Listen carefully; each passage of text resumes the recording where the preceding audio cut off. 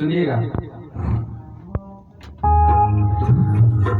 एक मिनट।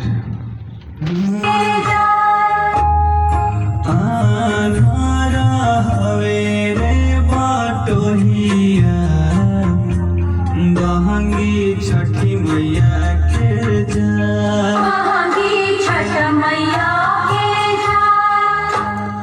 पेन्ही न सोनुआ बाबू पियरिया दौरा घाटे पहुँचा।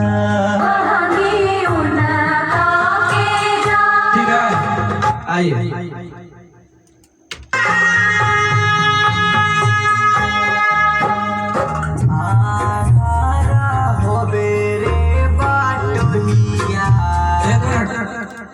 ये नहीं, एक मिनट रुकिए। बाटे जे पूछेला बटोहिया बहंगी के करा के जा। अब फिर सही है, आना रहा मेरे बटोहिया। एक मिनट देखते हैं, आइएगा सुनिए।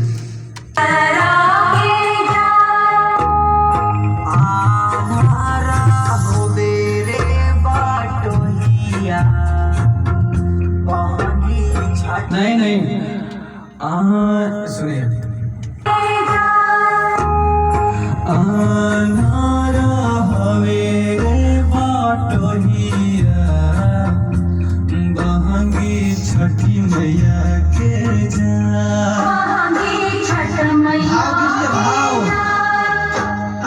पेन्ही न सोनुआ बाबू पियरिया बहंगी उनका के जा।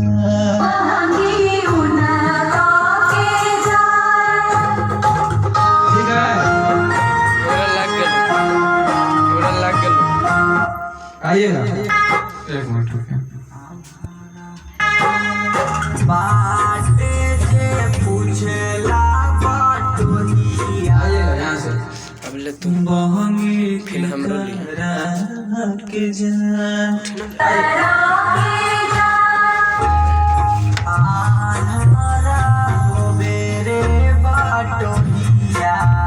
नहीं, आन्हरा हवे रे बटोहिया। सुन लीजिए एक बार।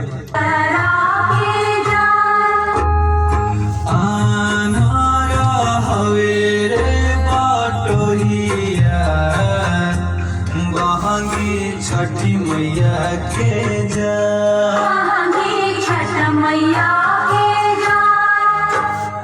पेन्ही न सोनुआ बाबू पियरिया बहंगी घाटे पहुँचा।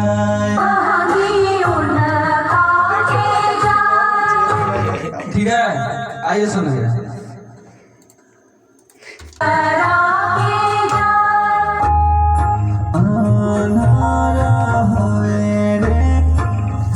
आइएगा फिर से ना, फिर सही।